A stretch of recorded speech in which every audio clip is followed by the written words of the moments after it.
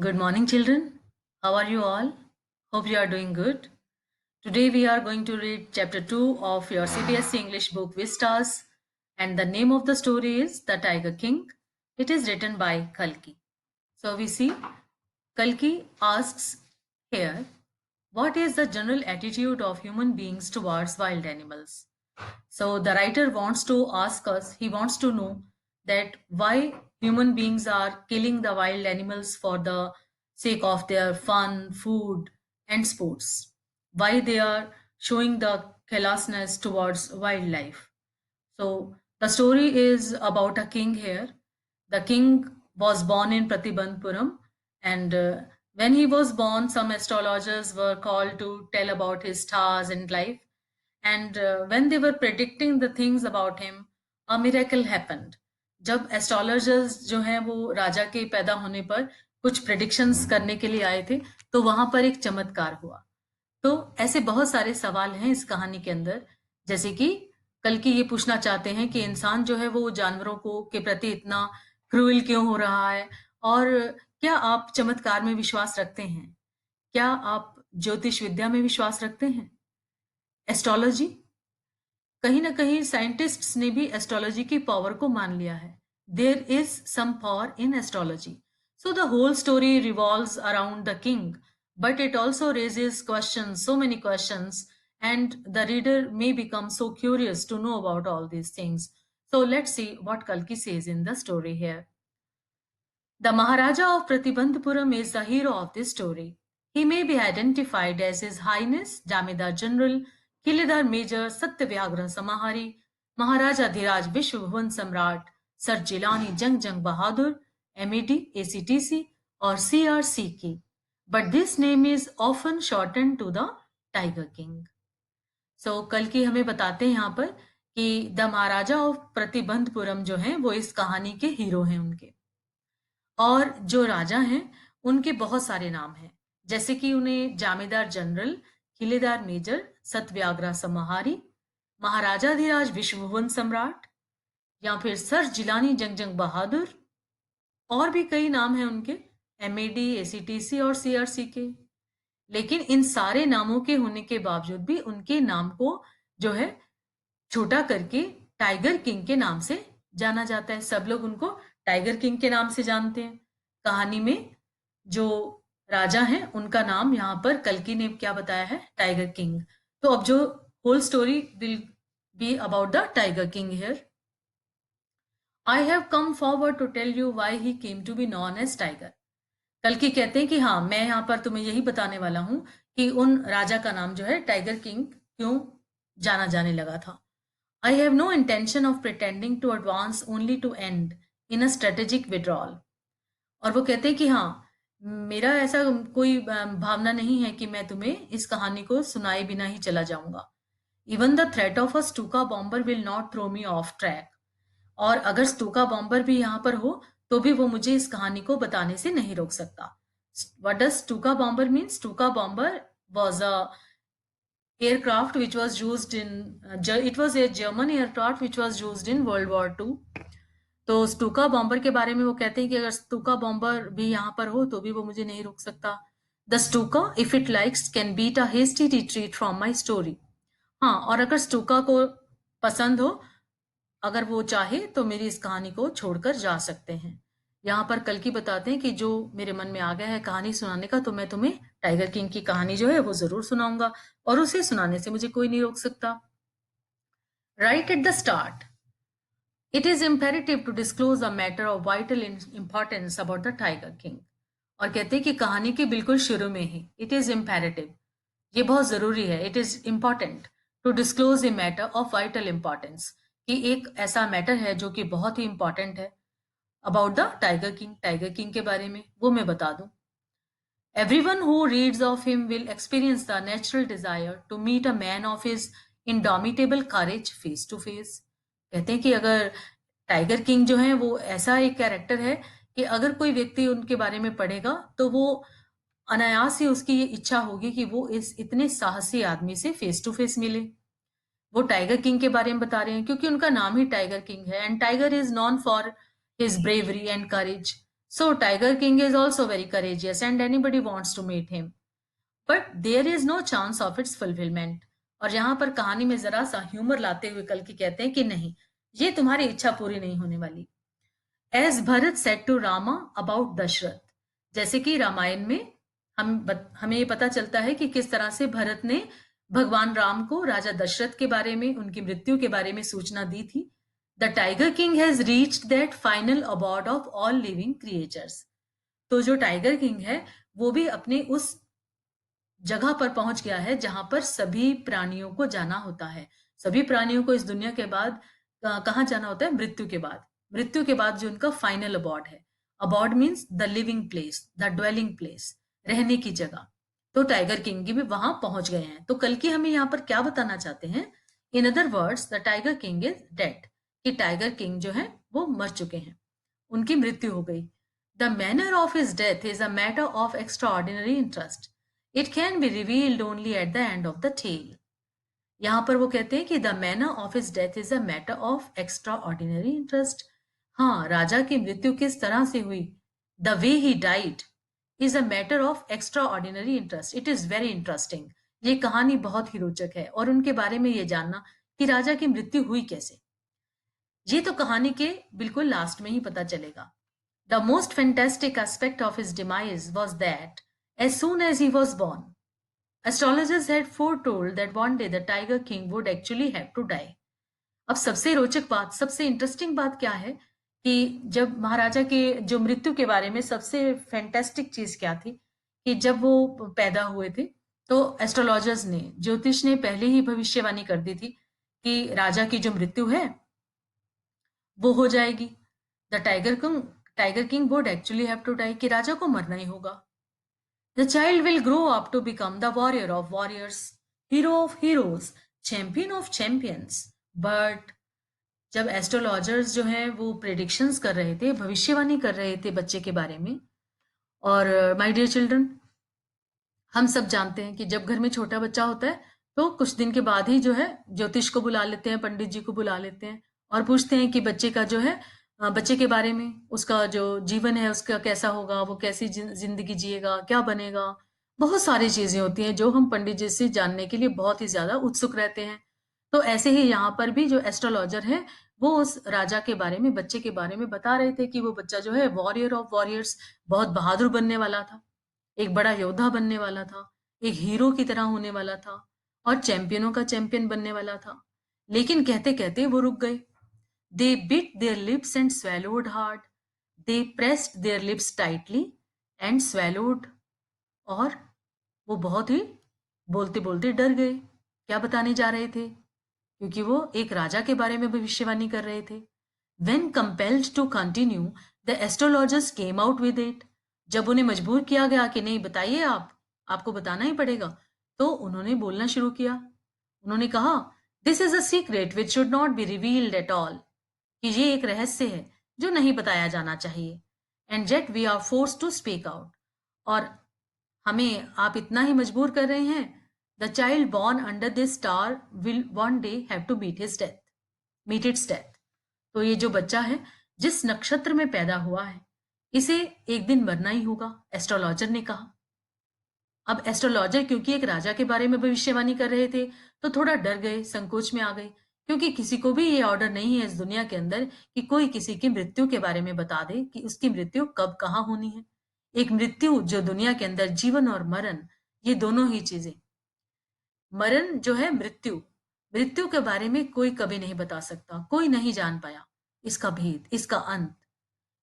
मृत्यु कभी भी, कहीं भी, किसी भी समय, किसी भी स्थान पर आ सकती है, ये निश्चित है। Death is inevitable, it is certain, it will come, one has to go from this earth, whoever has come on this earth. जो भी व्यक्ति इस दुनिया में पैदा हुआ है एक दिन उसे जाना ही होगा। अब पंडित जी ने भी ऐसा ही बताया राजा के बारे में। अब उस समय हुआ क्या?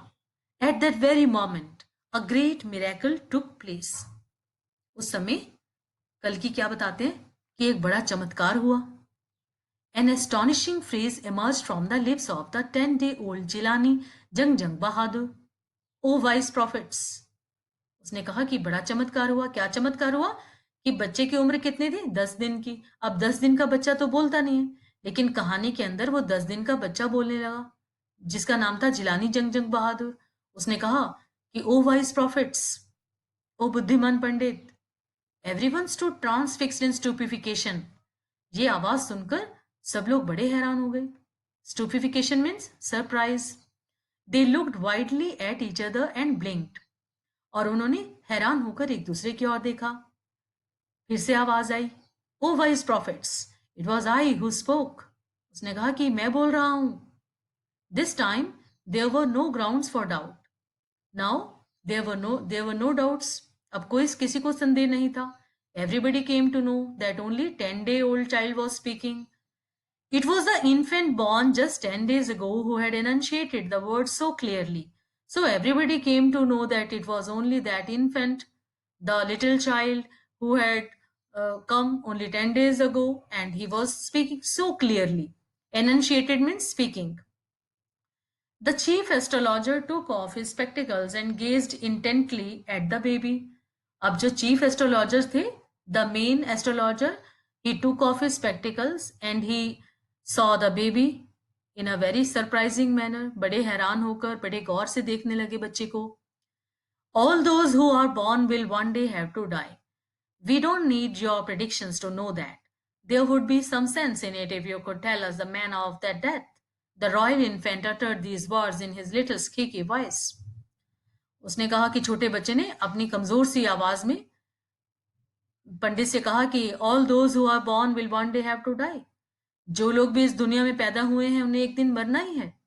हमें तुम्हारी इस भविष्यवाणी की जरूरत नहीं है। There would be some sense in it.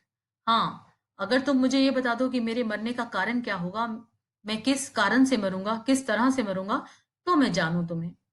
उसने ऐसा कहा छोटे बच्चे ने। The chief astrologer placed his finger on his nose in wonder.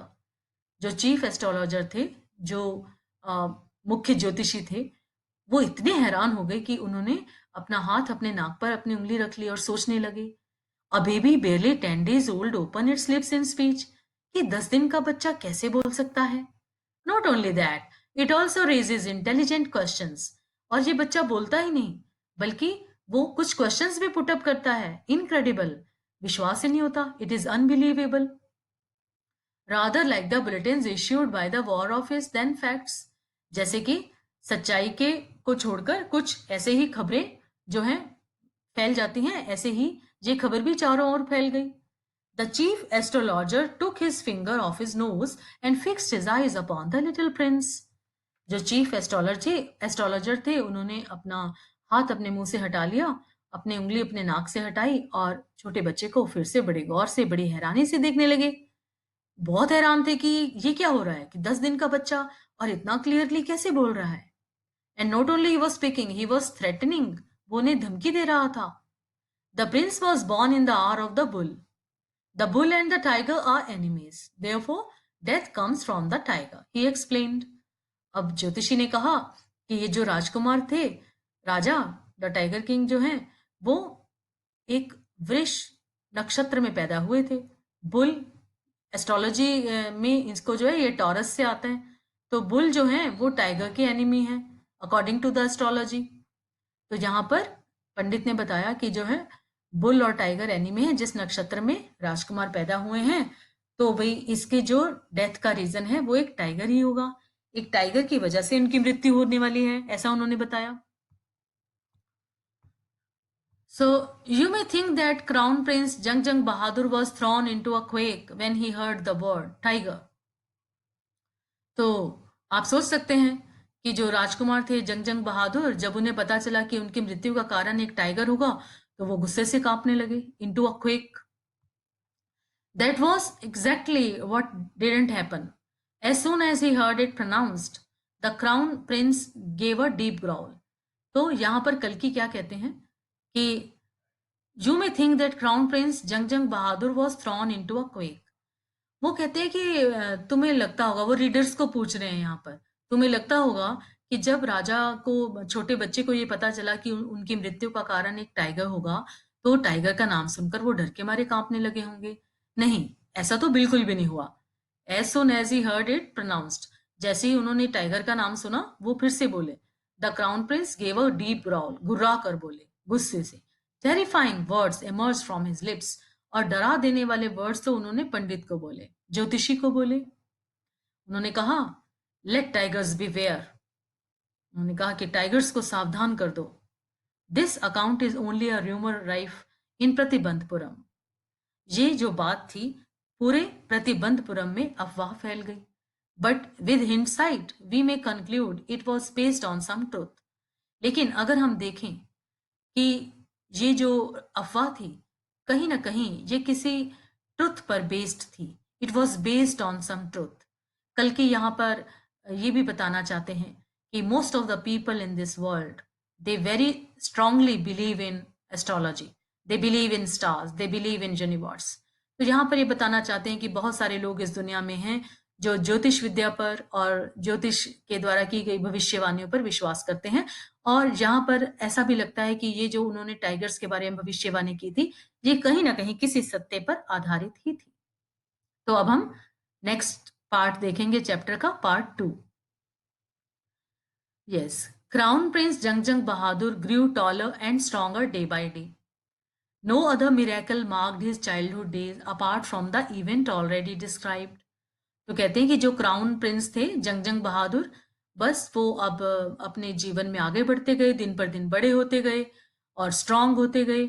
और उस दिन के बाद जब उनके बचपन में जो ये चमत्कार हुआ था बोलने का, उसके बाद कोई ऐसा चमत्कार नहीं हुआ था.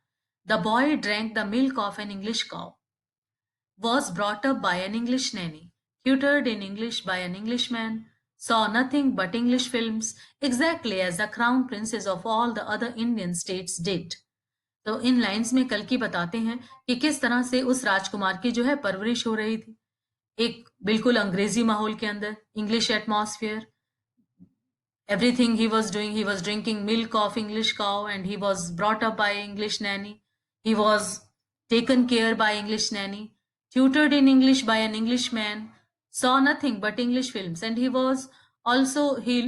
saw English movies only. So he was doing exact the same the other Indian states were doing. When he came of age at 20, the state, which had been with the court of wards until then, came into his hands. When he came of age at 20, और जब वो राजा जो राजकुमार थे 20 वर्ष के हो गए, the state which had been with the court of wards until then came into his hands. तो उस समय जो उनका 20 साल के हो गए तो उनके राज्य की जो बागडोर थी उनके हाथ में आ गई. But everyone in the kingdom remembered the astrologer's prediction. लेकिन इतना समय बीत जाने के बाद भी कोई जो है पूरे स्टेट के अंदर कोई उस एस्ट्रोलॉजर की प्रिडिक्शन को भूले नहीं थे. सब लोगों को याद था कि किस तरह से एस्ट्रोलॉजर ने, ज्योतिष ने भविष्यवाणी की थी राजा की मृत्यु के बारे में. और मृत्यु किससे होने वाली थी? टाइगर से. Many continue to discuss the matter. बहुत सारे लोग इस बात पर चर्चा करते रहते थे, डिस्कस करते रहते थे. Slowly it came to the Maharaja's ears. अब इतना बड़ा होने के बाद राजकुमार के कानों में फिर से वही बात पड़ी जो लोग बोलते थे उनके बारे में. There were innumerable forests in the Pratibandapuram state. Pratibandapuram के अंदर बहुत सारे जंगल थे. They had tigers in them. और उन जंगल में टाइगर्स भी थे. The Maharaja knew the old saying, You may kill even a cow in self-defense. महाराजा ने एक पुरानी कहावत सुनी हुई थी, वो जानते थे कि अगर जान पर बन आए तो हमें अपने बचाव के लिए हम कोई भी व्यक्ति किसी गाय को भी मार डालेगा, यानी किसी इनोसेंट आदमी को भी मार डालेगा अपनी जान बचाने के लिए. अपना जीवन सभी को प्यारा होता है, तो अपने जान बचाने के लिए हम जो भी करना चाहें हम करते हैं. There could certainly be no objection to killing tigers in self defence. तो यहाँ पर तो बात टाइगर्स की थी. अब राजा को अपनी जान बचाने के लिए टाइगर्स को मारना था तो उसमें उसे कोई ऑब्जेक्शन नहीं थी. The Maharaja started out on A tiger Hunt. अब राजा ने जब सुना कि एक टाइगर की वजह से मृत्यु होने वाली थी तो उन्हें भी उस पर विश्वास हो गया और वो टाइगर्स को जो है मारने के लिए निकल पड़े. उन्होंने स्टार्ट कर दिया टाइगर्स को शिकार करना, टाइगर्स को मारना. The maharaja was thrilled beyond measure when he killed his first tiger. अब जब टाइगर्स के मारने की बात आई तो महाराजा ने एक पहले टाइगर को मार गिराया तो उनकी खुशी का ठिकाना नहीं था. He sent for the state astrologer and showed him the dead beast. और इतना ही नहीं, उन्होंने क्या किया, उस मरे हुए शेर की खाल जो थी वो उस एस्ट्रोलॉजर के पास भी भेजी जिसने उनके बारे में प्रिडिक्शन की थी। प्रिडिक्शन क्या होता है? भविष्यवाणी। सो व्हाट डू यू से नाउ? ही डिमांडेड। तो एस्ट्रोलॉजर के पास उस शेर की खाल को ले जाकर बोले, बोलो अब तुम क्या कहोगे? तो एस्ट्रोलॉजर ने कहा, your majesty may kill 99 tigers in exactly the same manner. But उसने कहा कि महाराज, आप बिल्कुल इसी तरह से 99 टाइगर्स को और भी मार सकते हैं, लेकिन और फिर वो कहते कहते रुक गया। The astrologer drawled, but what? Speak without fear. राजा ने कहा, पर क्या? बोलो, बिना किसी डर के बोलो। But you must be very careful with the 100th tiger. अब जब राजा ने कहा तो पंडित को फिर से बोलना पड़ा। उसने कहा कि महाराज, आप 99 टाइगर्स तो ऐसे ही मार दो बिल्कुल, लेकिन you must be very careful with the 100th tiger. लेकिन जो 100वां टाइगर होगा ना, उससे आप सावधान रहना, क्योंकि एस्ट्रोलॉजर को अपनी प्रिडिक्शन पर बहुत विश्वास था। उसने राजा को फिर से चेतावनी दी कि 99 टाइगर्स मार दो, कोई बात नहीं, लेकिन 100th टाइगर से सावधान रहना। What if the 100th tiger were also killed? राजा ने कहा पंडित से कि अगर मैं 100वें शेर को भी मार दूं तो क्या? तो पंडित ने कहा कि then I will tear up all my books on astrology, set fire to them and उसने कहा कि महाराज, अगर आप ऐसा कर देंगे तो मेरे पास जितने भी ये ज्योतिष विद्या की जितनी भी किताबें हैं, ये सब मैं फाड़ दूंगा, इनको आग लगा दूंगा, जला दूंगा। और राजा ने कहा और क्या? And I shall cut off my tuft, crop my hair short and become an insurance agent. तो उसने कहा कि महाराज, इससे ज्यादा मैं क्या करूंगा? मेरी जो पंडित वाली ये चोटी है, मैं अपने बाल कटवा दूंगा, ये चोटी कटवा दूंगा और मैं इंश्योरेंस एजेंट बन जाऊंगा, जो कि मेरा ऑक्यूपेशन भी नहीं है। तो मैं अपना ये एस्ट्रोलॉजी का काम ही छोड़ दूंगा अगर मेरी भविष्यवाणी गलत हो गई तो।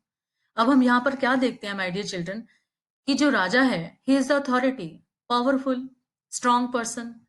अब राजा जो है वो अपना अथॉरिटेटिव नेचर और अपनी जो उसकी डिग्निटी है उसको बिल्कुल मेंटेन करते हुए वो एस्ट्रोलॉजर की जो भविष्यवाणी है वो उसे रॉन्ग प्रूव करना चाहते हैं। और वो बार बार अपनी स्टेटमेंट्स देते हैं कि अगर मैं ऐसा कर दूं तो तुम क्या करोगे, तुम्हारी भविष्यवाणी क्या करेगी। तो यहाँ पर और दूसरी तरफ हम देखते हैं कि जो पंडित है, जो एस्ट्रोलॉजर है, वो अपने प्रेडिक्शन पर वो भी काफी स्ट्रांग है। वो कहते हैं कि अगर आप ऐसा कर देंगे महाराज, तो मैं अपना ये काम ही छोड़ दूंगा। The astrologer finished on an incoherent note. और एस्ट्रोलॉजर ने जो है अपनी बात यहाँ पर खत्म कर दी। From that day, now we can see कि अब हम इस स्टोरी के थर्ड पार्ट में आ गए हैं। Actually the story is divided into 5 parts here, so now we are going to read the third part. From that day onwards, it was celebration time for all the tigers inhabiting Pratibandhpuram. और उस दिन की बात क्या था कि जो जितने भी टाइगर्स थे प्रतिबंधपुरम में, उन सबका ये सेलिब्रेशन टाइम था। सेलिब्रेशन टाइम मीन्स कि क्योंकि अब महाराज जो थे वो तो शेर का शिकार करने के लिए निकल पड़े थे और पता नहीं था कि कौन सा शेर कब मारा जाएगा। तो सभी शेरों के लिए, सभी टाइगर्स के लिए सेलिब्रेशन टाइम था कि भाई जी लो, कितने दिन जीना है और जीवन का आनंद ले लो। सभी टाइगर्स के लिए था ये। The state banned tiger hunting by anyone except the Maharaja. A proclamation was issued to the effect that if anyone dared to fling so much as a stone at a tiger, all his wealth and property would be confiscated. अब पता है क्या किया उन्होंने कि राजा ने अपने पूरे स्टेट के अंदर एक जो है अनाउंसमेंट करवा दी। सबसे पहले तो उन्होंने क्या किया, टाइगर हंटिंग पर बैन लगवा दिया कि महाराजा के अलावा कोई टाइगर हंटिंग नहीं करेगा। और प्रोक्लेमेशन करवा दिया। प्रोक्लेमेशन क्या होता है? अनाउंसमेंट। अनाउंसमेंट करवा दिया कि कोई भी व्यक्ति जो है टाइगर पर एक पत्थर मारने की कोशिश भी नहीं करेगा। All his wealth and property would be confiscated, और अगर की तो उस व्यक्ति की सारी जो है प्रॉपर्टी जो है वो ले ली जाएगी, सीज कर ली जाएगी। The maharaja vowed he would attend to all other matters only after killing the 100 tigers. अब राजा ने जो है कसम खा ली। वॉर्ड मीन्स उसने ये प्रण ले लिया कि वो 100 शेरों को मारने के बाद ही अपने राज्य का कोई और काम देखेगा, किसी और मैटर को देखेगा। Initially the king seemed well set to realise his ambition. अब शुरू शुरू में तो ऐसा लगता था कि राजा जो है पूरी तरह से अपने एम्बिशन के लिए पूरी तरह से उसने वो जो थे स्ट्रांगली वो उसको काम को कर रहे थे। उनका क्या एम्बिशन था कि 100 टाइगर्स को किल करने का, और बस उसी पर उनका फोकस था। Not that he faced no dangers. There were times when the bullet missed its mark. The tiger leapt upon him and he fought the beast with his bare hands. Each time it was the Maharaja who won. और इन lines में कल्कि हमें ये बताते हैं कि tiger hunting के लिए जब महाराज निकले प्रतिबंधपुरम के राजा, ऐसा कभी नहीं था कि उन्हें खतरों का सामना नहीं करना पड़ा। कभी कभी ऐसा भी समय आया था कि जब उनकी गोली निशाना चूक गई और जो टाइगर था वो उन पर झपट पड़ा, और किस तरह से राजा ने बहुत बहादुरी से उससे लड़ाई की। तो यहाँ पर राजा ने जब शेरों का शिकार करने की ठानी, तो ऐसा नहीं था कि वो सिर्फ शिकार करते जा रहे थे और शेर को मारते जा रहे थे।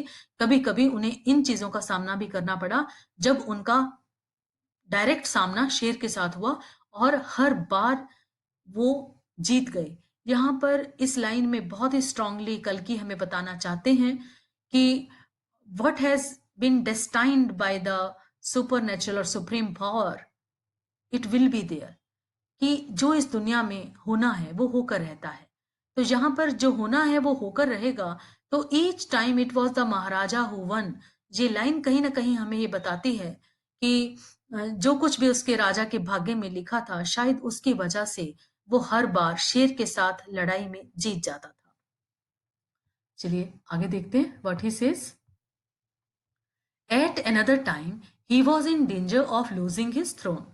एक समय ऐसा भी आया जब टाइगर किंग को अपने जो है थ्रोन जाने की, अपने सिंहासन के जाने की, अपने पावर के जाने का डर हो गया, खतरा हो गया।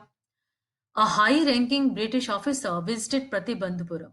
वो कैसे उसको खतरा हो गया था अपनी गद्दी के जाने का, कि एक बार क्या हुआ, क्योंकि ये कहानी उस समय की है जब ब्रिटिश लोगों का शासन था।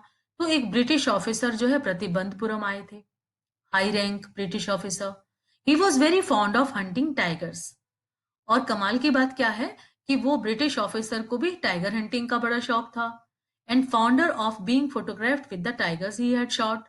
और ऊपर से उनको एक हॉबी उनकी और भी थी कि शेर का शिकार करने के बाद उस मरे हुए शेर के साथ वो अपना फोटो भी लेते थे। As usual he wish to hunt tigers in Pratibandapuram. और पहले की तरह ही उन्होंने अपनी इच्छा जाहिर की कि वो प्रतिबंधपुरम में ही टाइगर का शिकार करेंगे। But the maharaja was firm in his resolve. अब जो टाइगर किंग थे, महाराज थे, वो अपने प्रण को लेकर बहुत निश्चित थे। वो अटल थे कि नहीं, मुझे 100 टाइगर मारने हैं और मेरे अलावा कोई नहीं मारेगा, ऐसा उनका कहना था। ही रिफ्यूज्ड परमिशन।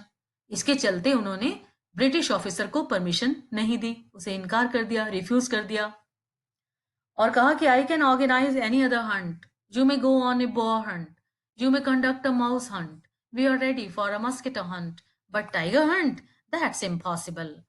राजा ने ब्रिटिश ऑफिसर से कहा कि अगर आप चाहें तो हम किसी और जानवर की शिकार का इंतजाम कर देते हैं आपके लिए।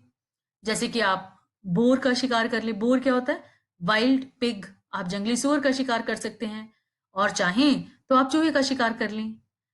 We are ready for a mosquito hunt. और हम तो तैयार हैं, आपको मच्छर भी ऑर्गेनाइज करवा देंगे, मच्छर का शिकार कर लें। पर शेर का शिकार, ये इम्पॉसिबल है, राजा ने ऐसा कहा। तो इन लाइंस के अंदर हम देखते हैं कि the author has tried to put a little bit humour in the story here to make it light by the readers to understand and to make the story interesting also. So let's see what he says in the next paragraph. The British officer's secretary sent word to the Maharaja through the Diwan that the Durai himself did not have to kill the tiger.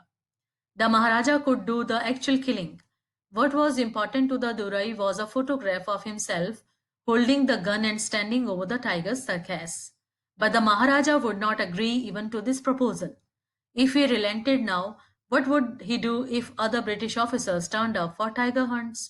अब इस paragraph में कल्कि हमें बताते हैं कि British officers secretary sent word to the maharaja. British officer जो था, उसके सेक्रेटरी ने महाराजा को एक संदेशा भेजा, एक मैसेज भेजा थ्रू द दीवान। दीवान लेकर गया उस मैसेज को, और उसमें लिखा था कि Durai himself did not have to kill the tiger, कि जो ब्रिटिश ऑफिसर हैं वो स्वयं जो है वो टाइगर का शिकार नहीं करेंगे, टाइगर को नहीं मारेंगे। तो उन्होंने एक ऑफर किया था महाराजा को कि महाराज जो है वो खुद से टाइगर को मार लेंगे और जो ब्रिटिश ऑफिसर है उसको सिर्फ उसके मरे हुए टाइगर के साथ एक फोटो लेने देंगे, ऐसा उनका एक मैसेज आया। But the Maharaja would not agree even to this proposal. महाराजा को इस प्रपोजल को भी उन्होंने स्वीकार नहीं किया। He didn't accept the offer. He if he relented now, और उन्होंने कहा कि अगर वो अब जो है थोड़ा उनको परमिशन दे देंगे उसके साथ फोटो खिंचवाने की, what would he do if other British officers turned up for tiger hunts. तो उनका क्या होगा फिर, ऐसे तो दूसरे ब्रिटिश ऑफिसर्स भी आ जाएंगे और वो टाइगर हंट के लिए जो है महाराज को रिक्वेस्ट करेंगे। तो किसी भी कीमत पर, किसी भी हाल में महाराज जो है, राजा ने ब्रिटिश ऑफिसर को कोई परमिशन नहीं दी। Because we see here that the Tiger King wanted to kill the 100 tigers and he didn't want to give the permission to anybody, and he wanted to kill the 100 tigers only for to defend himself here for the sake of his own life. He wanted to save his life. So he didn't give any permission to the British officer. So let's see in the next paragraph. He says, because he prevented a British officer from fulfilling his desire, the Maharaja stood in danger of losing his kingdom itself. अब जो question यहाँ पर पहले यहाँ पर आया था, देखेंगे ये फर्स्ट लाइन में कि he was in danger of losing his throne, कि उनकी जो है उनको डर हो गया था अपनी सिंहासन के जाने का, अपनी सत्ता के जाने का। तो यहाँ पर वो इन दो लाइन में हमें बताते हैं कि ब्रिटिश ऑफिसर की इच्छा जो पूरी नहीं की थी, बस यही एक रीजन था। उन्हें लगा था कि अब उनकी जो राजगद्दी है वो चली जाएगी। The maharaja and the dewan held deliberations over this issue. Deliberations means long discussions, debate. अब ये एक डिबेट का विषय बन गया था। महाराजा एंड द दीवान, उन दोनों के बीच में काफी इसके ऊपर डिस्कशंस हुए, डिबेट हुए। As a result, a telegram was dispatched forthwith to a famous British company of jewelers in Calcutta. अब हम यहाँ पर देखते हैं कि राजा और दीवान वो दोनों ही चिंतित थे कि अब ब्रिटिश ऑफिसर को जो उन्होंने परमिशन नहीं दी थी शेर का शिकार करने की, तो हो सकता है कि वो उनको कुछ हार्म करे, उनको नुकसान पहुंचाए। तो इसलिए उन्होंने आपस में जो है वो काफी बातचीत की और वो एक नतीजे पर पहुंचे। वो रिजल्ट क्या था कि उन्होंने एक कलकत्ता एक जाने माने जो ज्वेलर्स थे उनको एक टेलीग्राम डिस्पैच किया, उनको एक मैसेज किया। उन्हें कहा कि send samples of expensive diamond rings of different designs. उन्होंने कहा कि भाई हमें जो है कुछ बहुत ही एक्सपेंसिव डायमंड की रिंग्स भेजें। तो अब ज्वेलर ने क्या किया कि सम 50 रिंग्स अराइव्ड। उसने 50 रिंग्स भेज दी, 50 अंगूठियां हीरे की। The Maharaja sent the whole lot to the British officers good lady. और महाराजा ने वो 50 अंगूठियां किसे भेज दी? ब्रिटिश ऑफिसर की वाइफ के लिए। The king and the minister expected the Duraisani to choose one or two rings and send the rest back. अब राजा और मिनिस्टर को, दीवान साहब को लगा था कि दुराई सैनी जो है वो उनमें से एक या दो अंगूठियां जो है वो रख लेंगे और बाकी वापस भेज देंगे। Within no time at all the durai sani sent her reply. और बड़ी हैरानी की बात थी कि ज्यादा समय भी नहीं लगा और मैसेज उनका जो है वो वापस आ गया। दुराई सैनी ब्रिटिश ऑफिसर ने वापस उनको एक मैसेज भेजा, उस पर लिखा था, thank you very much for your gifts. तुम्हारी गिफ्ट्स के लिए बहुत बहुत धन्यवाद।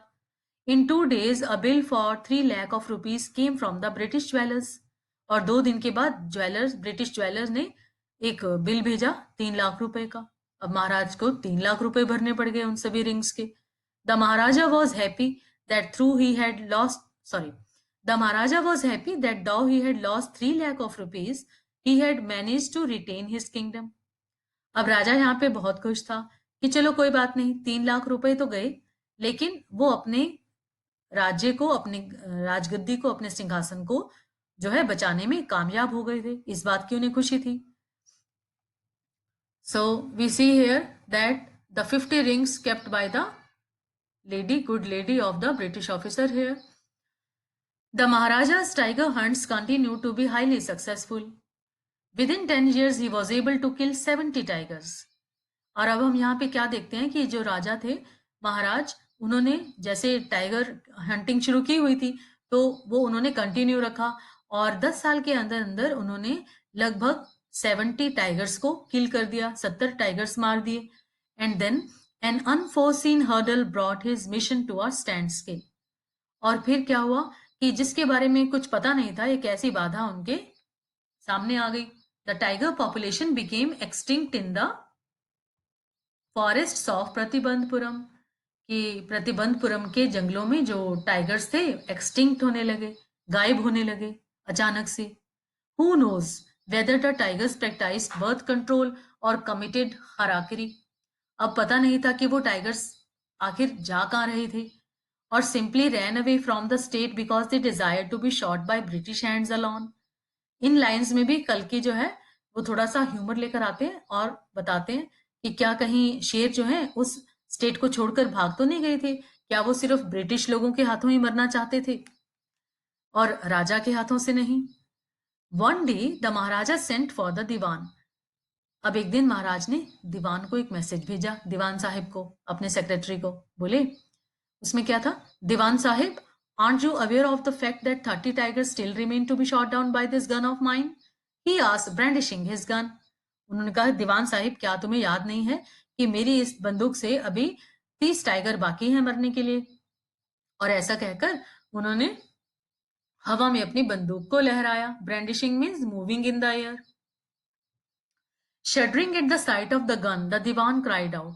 अब दीवान जो है बंदूक उसकी तरफ जो है आ रही थी, तो वो बहुत ज्यादा डर के मारे कांपने लगा और चिल्लाया, your majesty, I am not a tiger. उसने कहा, ध्यान से महाराज, मैं टाइगर नहीं हूं. Which idiot would call you a tiger. राजा ने कहा, तुम्हें टाइगर बुलाता ही कौन है, तुम टाइगर कहने के लायक कहाँ हो. No, I am not a gun. तो सेक्रेटरी ने कहा दीवान साहिब ने कि महाराज, मैं गन भी नहीं हूं, मैं बंदूक नहीं हूं. You are neither tiger nor gun, Diwan Sahib. I summoned you here for a different purpose. I have decided to get married. और राजा ने कहा कि दीवान साहिब, मैंने तुम्हें तुम ना तो टाइगर हो ना ही गन हो, मैंने तो तुम्हें यहाँ पर किसी और पर्पस से बुलाया है. और ऐसा कहकर राजा ने बताया अपनी इच्छा. राजा ने कहा दीवान साहिब से कि I have decided to get married. मैंने शादी करने का सोचा है. The dewan began to babble even more. अब दीवान पहले से भी ज्यादा हैरान हो गया. उसने कहा, your majesty, I have 2 wives already if I marry you. अब यहाँ पर हम क्या देखते हैं कि कल्कि ने थोड़ा स्ट्रॉन्ग ह्यूमर डालते हुए कहानी के अंदर कहानी को और भी ज्यादा इंटरेस्टिंग बनाने के लिए वो बताते हैं कि दीवान साहिब जो थे वो बहुत ज्यादा और भी ज्यादा हैरान हो गए. उन्होंने सोचा कि राजा जो हैं उनसे विवाह करने के लिए बोल रहे हैं. तो उन्होंने कहा कि महाराज, मेरी तो पहले से ही 2 पत्नियां हैं, और अब मैं तुमसे भी शादी कर लूं. तो इतने में बीच में ही बात को काटते हुए महाराज बोले, don't talk nonsense. Why should I marry you? What I want is a tiger. उसने कहा, बेकार की बात मत करो. I am not going to marry you. I want is a tiger. Then the dewan sahib said, your majesty, please think it over. Your ancestors were married to the sword. If you like, marry the gun. A tiger is more than enough for this state. It doesn't need a tiger queen as well. So in these lines, Kalki says that the secretary of the king of Ratibandpuran thought that the king was talking about his marriage with the divan, and he suggested him that his ancestors were married to the sword, and if he would like to marry, he can marry the gun, but not the divan. And he was saying that Tiger King is more than enough for this. A Tiger King is more than enough for this state. It doesn't need a Tiger Queen as well. So this is a strong humor in this story here. Comic point is here. Let's see what he says here. The Maharaja gave a loud crack of laughter. I'm not thinking of marrying either a tiger or a gun. But a girl from the ranks of the human beings, first you may draw up statistics of tiger populations in the different native states. Then he says that I am not thinking of marrying either a tiger or a gun, but a girl from the ranks of human beings. So the Maharaja told the Diwan that he wanted to marry again, but he wanted to marry a girl. First, you may draw up statistics of tiger populations in the different native states. So he asked him to take the statistics of tigers from different states. उसने दीवान साहब से कहा कि वो पहले पता लगाएं कि किन किन राज्यों में कितने शेर हैं. Next you may investigate if there is a girl I can marry in the royal family of a state with a large tiger population. और दूसरी बात उन्होंने दीवान साहब से कही कि वो ये भी जानकारी में लेकर आए कि क्या वो किसी ऐसे शाही परिवार की लड़की से शादी कर लें जिस स्टेट में ज्यादा टाइगर्स भी हों. The Diwan followed his orders. He found the right girl from a state which possessed a large number of tigers. दीवान साहिब ने उनके हुक्म का पालन किया और उन्होंने एक ऐसी लड़की ढूंढ ली जिसके स्टेट में बहुत सारे टाइगर्स थे. महाराजा जंग जंग बहादुर killed 5 or 6 tigers each time he visited his father-in-law. महाराजा जंग जंग बहादुर जब भी कभी अपने फादर इन लॉ के यहाँ जाते तो वो हर बार 5 और 6 टाइगर्स को मार डालते, शिकार कर लेते उनका. In this manner, 99 tiger skins adorned the walls of the reception hall in the Pratibandpuram palace. और इस तरह से करके 99 टाइगर्स के जो मरे हुए शेर की खाल थी वो प्रतिबंधपुरम के महल की शोभा बन गई कि वो जब भी टाइगर को मारते थे तो उनकी जो स्किन होती थी वो उसको अपने आकर महल में सजा लेते थे. Now we have come to part 5 here. Okay. The Maharaja's anxiety reached a fever pitch when there remained just one tiger to achieve his tally of 100. अब we already know कि महाराज जो थे वो 99 टाइगर्स मार चुके थे. अब उनकी जो चिंता थी वो क्या थी कि अब एक आखिरी जो उनका 100वां शेर था उसको मारना था उन्होंने, as it was predicted by the astrologer. He had this one thought during the day and the same dream at night. अब दिन रात उन्हें यही चिंता थी, यही सोच लगी हुई थी. By this time the tiger farms had run dry even in his father-in-law's kingdom. अब एक ऐसा समय भी आ गया था कि जब उनके फादर इन लॉ के स्टेट में भी टाइगर्स जो हैं खत्म हो गई. It became impossible to locate tigers anywhere. बहुत मुश्किल हो गया टाइगर्स ढूंढना. Yet only one more was needed. और सिर्फ एक ही टाइगर चाहिए था. If he could kill just that one single beast, the Maharaja would have no fears left. महाराज को लगता था कि बस एक शेर और मिल जाए और उनके सब डर खत्म हो जाएंगे. सबसे बड़ा डर क्या था? मृत्यु का. वो मृत्यु का भय जो महाराज को जीने नहीं दे रहा था और वो उस आखिरी शेर की तलाश में भटक रहे थे. He could give up tiger hunting altogether. और वो सोच रहे थे कि बस एक 100वां शेर मिल जाए उसके बाद वो टाइगर हंटिंग छोड़ देंगे. But he had to be extremely careful with that last tiger. पर एस्ट्रोलॉजर ने भी वार्न किया था कि उस 100वें शेर से उन्हें बहुत ज्यादा सावधान रहना होगा. What had the late chief astrologer said? यही उसने कहा था. Even after killing 99 tigers, the Maharaja should beware of the 100. True enough, सच था. The tiger was a savage beast after all. Tiger इतना जो है खतरनाक जानवर जो है. One had to be wary of it. किसी को भी डर लगेगा. But where was that 100th tiger to be found? पर अब वो 100वां टाइगर जो है ढूंढे कहां से? It seemed easier to find tiger's milk than a live tiger. Tiger milk ढूंढना आसान था, लेकिन जीवित टाइगर ढूंढना बहुत ही मुश्किल था. Thus the Maharaja was sunk in gloom. और महाराजा जो थे, महाराजा कौन है? Tiger king. वो बड़े उदास हो गए. But soon came the happy news which dispelled that gloom. पर जल्दी ही उन्हें एक अच्छी खबर मिली जिससे उनकी उदासी दूर हो गई. In his own state, the news was that in his own state, sheep began to disappear frequently from a hillside village.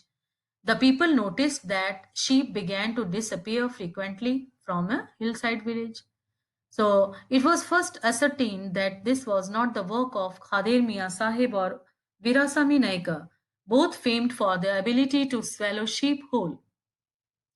So it was first ascertained, it was first assured, ये पहले निश्चित किया गया that this was not the work of Khader मियाँ साहिब, कि ये खादेर मियाँ साहिब और वीरास्वामी नयकर का काम नहीं हो सकता था, जो कि they were famous for stealing sheep from there. Surely a tiger was at work. जरूर ये किसी टाइगर का ही काम था जो शीप को वहां से ले जाता और खा जाता. The villagers ran to inform the महाराजा. गांव वाले दौड़कर गए और महाराज को सूचना दी. The Maharaja announced a 3-year exemption from all taxes for that village and set out on the hunt at once. महाराज ने अनाउंस किया कि उस गांव के लोगों के लिए कि उन्हें जो है वो सभी तरह के टैक्स जो है माफ कर देंगे और राजा जो है वो शिकार के लिए निकल पड़े। The tiger was not easily the tiger was not easily found. शेर जल्दी से मिला नहीं था। It seemed as if it had wantonly hid itself in order to flout the महाराजा's will। ऐसा लगता था कि शेर ने राजा की इच्छा को जानते हुए खुद को कहीं छिपा लिया था। The maharaja was equally determined. और राजा भी पूरी तरह से निश्चित थे अपने एम को लेकर। उनका एम क्या था? हंड्रेड टाइगर को मारना। He refused to leave the forest until the tiger was found. As the days passed, the Maharaja's fury and obstinacy mounted alarmingly. अब शेर मिल नहीं रहा था। जैसे जैसे दिन बीतते जा रहे थे, राजा की चिंता बढ़ती जा रही थी। Many officers lost their jobs। और इसके चलते राजा ने अपने बहुत सारे जो उनके मंत्री लोग थे उनको हटा दिया जॉब से, क्योंकि वो हेल्पफुल साबित नहीं हो रहे थे। राजा की कोई हेल्प नहीं हो रही थी, शेर को कोई ढूंढ नहीं पा रहा था, तो उन्होंने उनको जॉब से हटा दिया। सो यहाँ पर भी हम देखते हैं कि राजा की पावर कि वो जब चाहे अपने जो है अपने एम्प्लॉयज को हटा दिया उसने कैसे। तो यहाँ पर कल की हमें अथॉरिटी का जो पावर है वो भी बताते हैं। वन डे, अब यहाँ पर पावर किस लिए बताते हैं? Because the ministers were having nothing to do with the tigers, but they were only working for their king here. So the king asked them to leave their jobs because they were not helping him. One day, when his rage was at its height, the Maharaja called the Diwan and ordered him to double the land tax forthwith. अब जब एक दिन राजा को गुस्सा बहुत ज्यादा बढ़ गया, तो उन्होंने दीवान साहब को बुलाया और कहा कि बस अब ये मेरा ऑर्डर है कि जो टैक्स था अब वो डबल देना होगा लोगों को। अब उन्होंने अपनी मर्जी से टैक्स डबल कर दिया जब 100 टाइगर नहीं मिला। ये तो बहुत ही क्रुएल्टी थी लोगों के लिए राजा की ओर से। The people will become discontented, then our state too will fall a prey to the Indian National Congress. तो राजा को लगता था कि अगर वो टैक्स डबल कर देंगे तो सब लोग जो हैं वो राजा की हेल्प के लिए शेर को ढूंढने निकल पड़ेंगे। In that case you may resign from your post, said the king. राजा ने दीवान से कहा कि अगर तुम ये सब नहीं कर पाए तो तुम्हें भी रिजाइन देना पड़ेगा, तुम्हें भी, तुम्हारी भी नौकरी जाएगी, ऐसा राजा ने कहा। The dewan went home convinced that if the maharaja didn't find the tiger soon the results could be catastrophic. अब दीवान को ये भी पता चल गया था, वो उन्होंने मान लिया था कि अगर राजा को वो 100 टाइगर नहीं मिला तो उसके नतीजे जो हैं, उसके जो रिजल्ट हैं वो बहुत ही कैटास्ट्रोफिक होंगे, बहुत डेंजरस होंगे। He felt life returning to him only when he saw the tiger which had been brought from the People's Park in Madras and kept hidden in his house.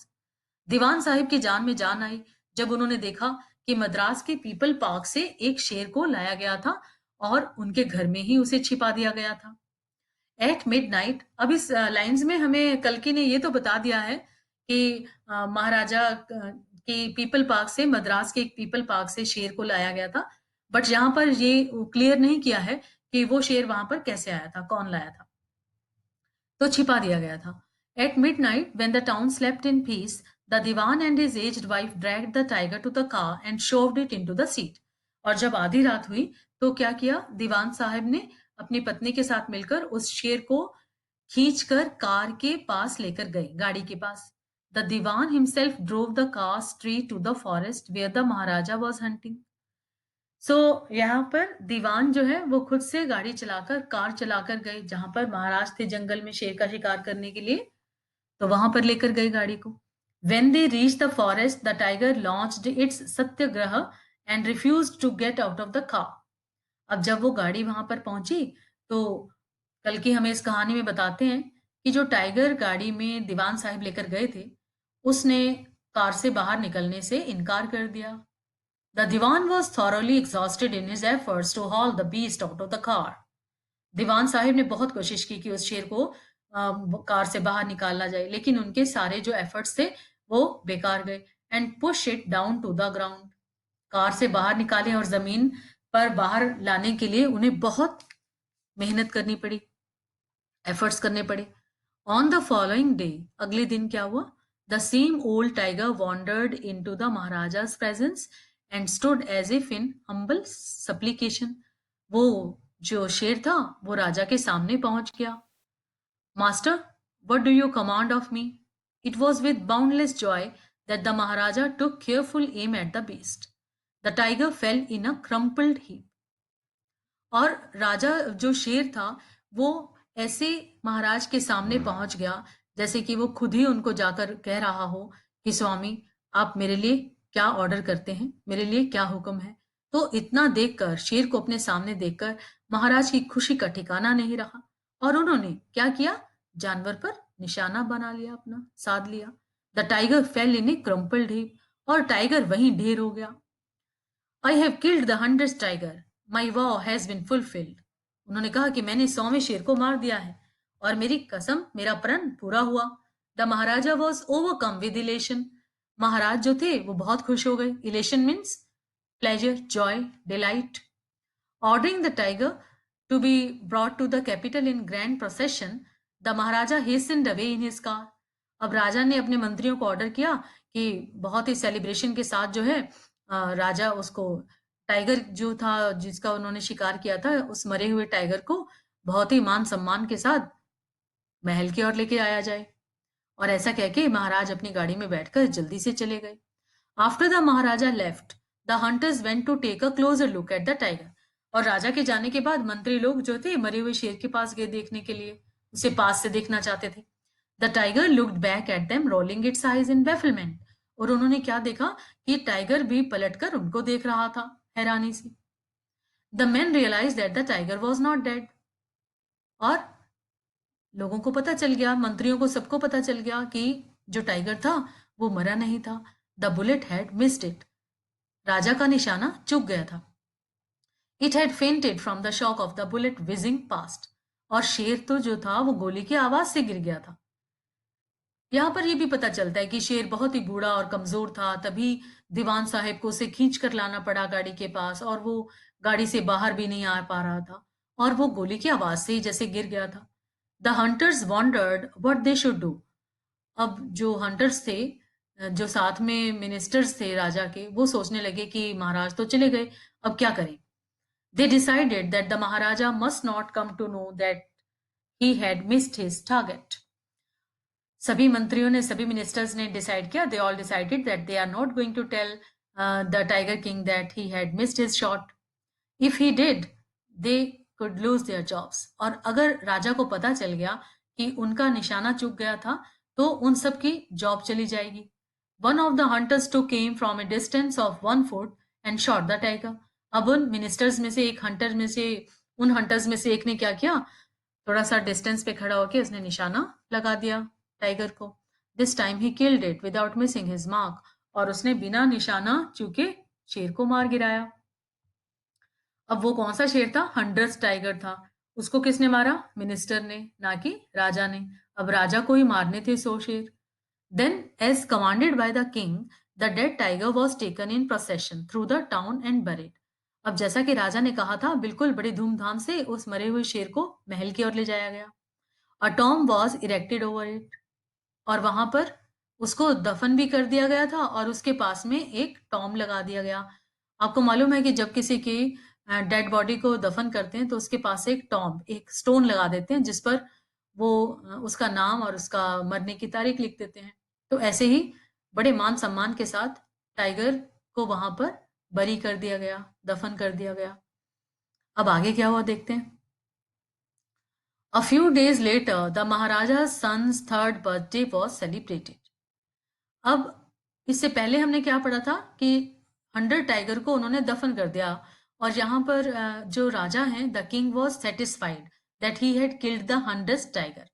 Now after few days when he was going to celebrate his son's birthday, until then the Maharaja had given his entire mind over to tiger hunting. और until then, तब तक महाराज ने अपने दिमाग से पूरी तरह से टाइगर हंटिंग की बात को निकाल दिया था। He had had no time to spare for the crown prince. हाँ, यहाँ पर वो ये कहते हैं कि जब तक महाराज ने उस पूरे टाइगर हंटिंग का अंजाम नहीं दे दिया था, 100 शेरों को नहीं मार दिया था, he had had no time to spare for the crown prince. उसके पास अपने बेटे के लिए समय नहीं था। But now the king turned his attention to the child. अब 100 शेरों को मारने के बाद जब वो निश्चिंत हो गए, तो राजा का ध्यान अपने बच्चे की ओर गया। He wished to give him some special gift on his birthday. He went to the shopping center in Pratibandpuram and searched every shop, but couldn't find anything suitable. Finally, he spotted a wooden tiger in a toy shop and decided it was a perfect gift. तो वो बाजार में गए अपने बच्चे के लिए gift खरीदने। बहुत सारी शॉप्स पे देखा, कोई गिफ्ट समझ में नहीं आया। तो लास्ट में उन्हें एक छोटा-सा लकड़ी का बना हुआ टाइगर, एक खिलौना मिल गया और उन्हें लगा कि हाँ, यही एक परफेक्ट गिफ्ट हो सकता था जो वो अपने बच्चे को उसके जन्मदिन पर देना चाहते थे। तो उन्होंने उसे बाय कर लिया, खरीद लिया। किसे खरीद लिया? वुडन टाइगर को। अब वो बताते हैं कल की हमें वुडन टाइगर के बारे में। The wooden tiger cost only 2 annas and a quarter, but the shopkeeper knew that if he quoted such a low price to the Maharaja, he would be punished under the rules of the emergency. अब जो wooden tiger था, लकड़ी का जो tiger था, उसकी कीमत बहुत ही मतलब it was the very cheapest one, बहुत ही सस्ता था, 2 आने का, 2 ढाई आने का था।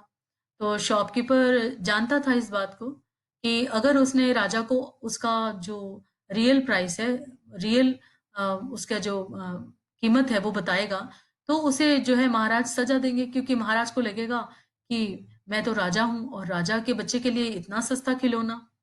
तो दुकानदार जो था, शॉपकीपर, वो डर गया। तो उसने क्या कहा?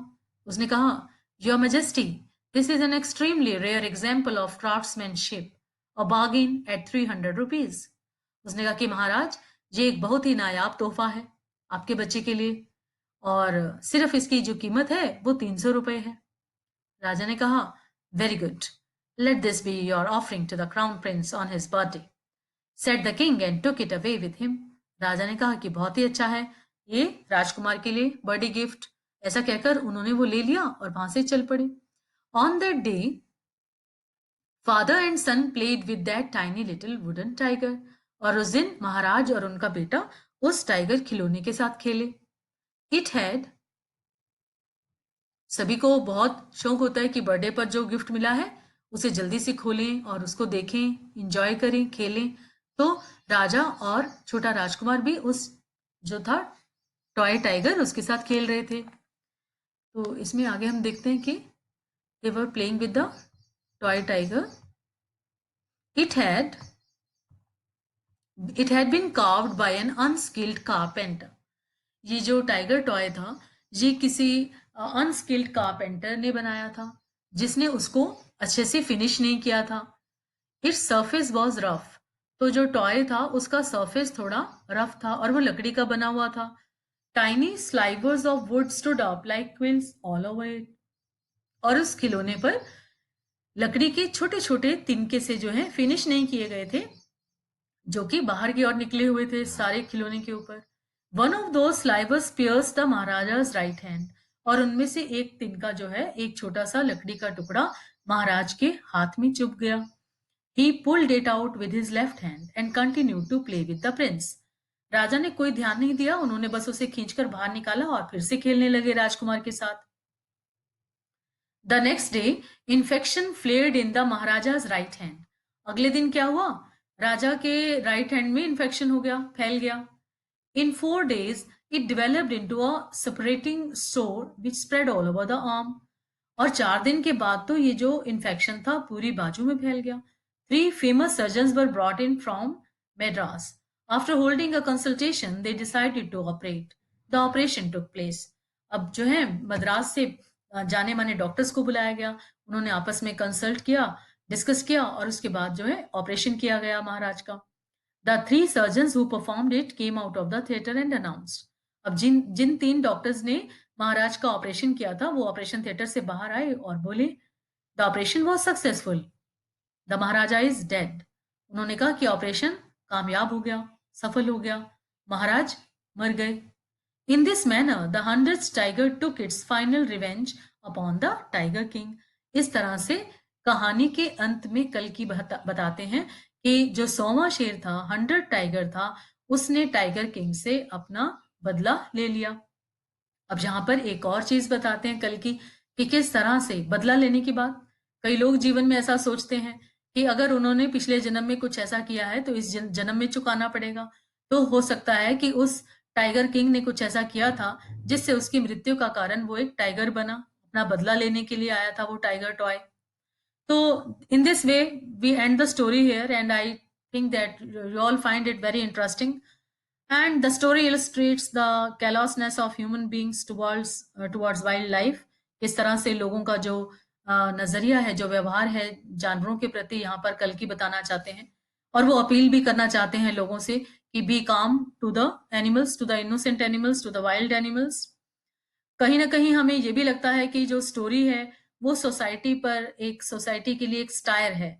देर is a satirical point in the story, जहां पर कल्कि जो है वो समाज पर एक व्यंग कर रहे हैं कि वो किस तरह से अपने जो पर्सनल उनके बेनिफिट्स हैं, पर्सनल उनका जो इंटरेस्ट है, अपने खाने के लिए, अपने फन के लिए, या फिर खेल के मजे के लिए वो जानवरों का शिकार करते हैं और उनकी हत्या कर देते हैं। The story is also author's indirect comment on subjecting innocent animals to the willfulness of human beings. And the theme of the story is also like that I told you earlier, death is inevitable।